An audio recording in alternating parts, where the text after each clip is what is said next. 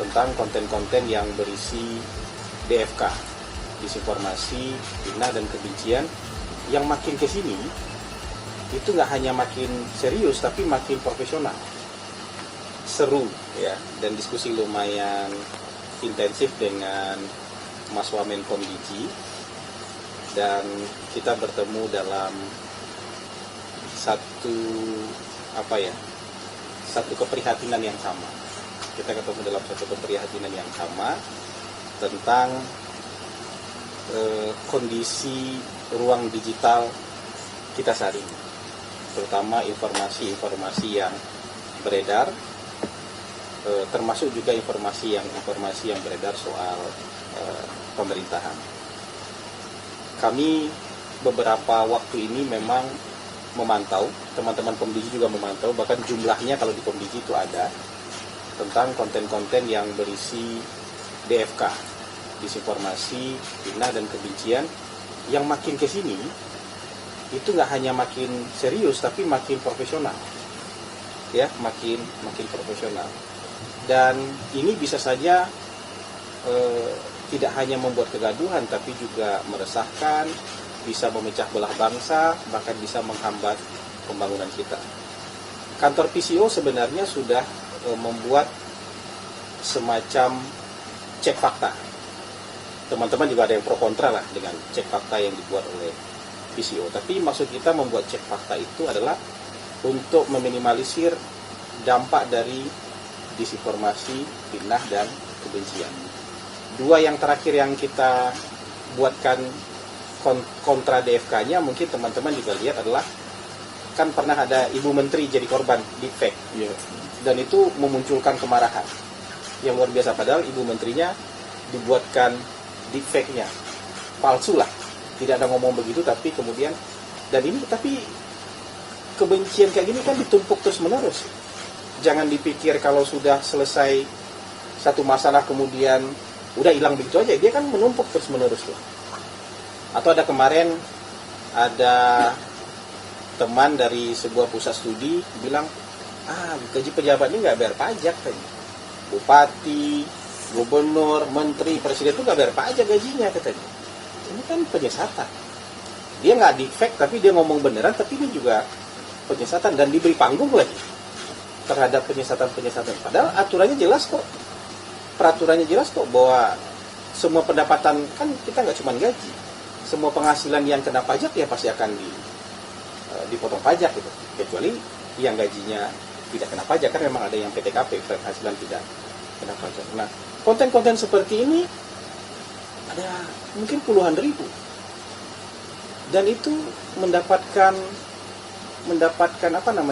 reaksi beragam juga di masyarakat. Dan kalau hanya sendirian kita menghadapi ini, nggak mungkin kita hadapi.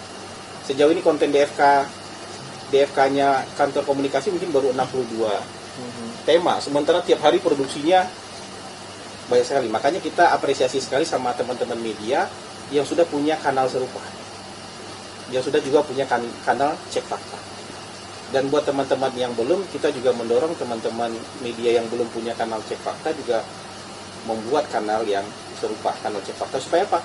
Supaya makin banyak orang yang terjun di ranah ini, supaya nggak mungkin satu pihak nih, karena ini produksinya bisa ratusan, bisa ribuan per hari. Dan kalau hanya satu pihak, dua pihak saja yang mengcounter ini, nggak akan cukup waktunya.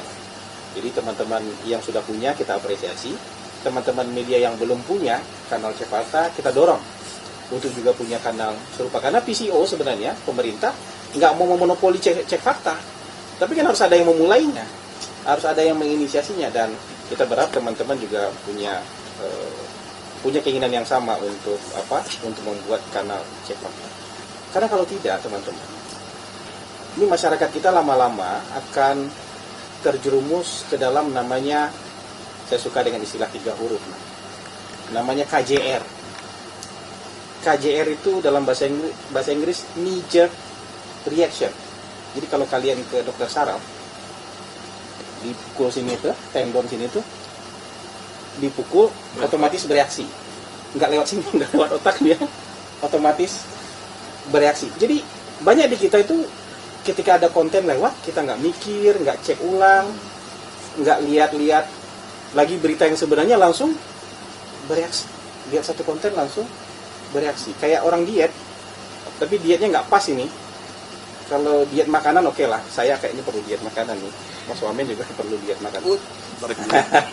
Tapi diet berita, diet informasi, jadi yang dilihat cuma videonya aja tanpa dilihat sumbernya, kredibel apa enggak, yang dilihat judulnya saja, nggak dibaca beritanya. Diet, jadi yang dimakan judulnya aja, beritanya nggak dimakan gitu.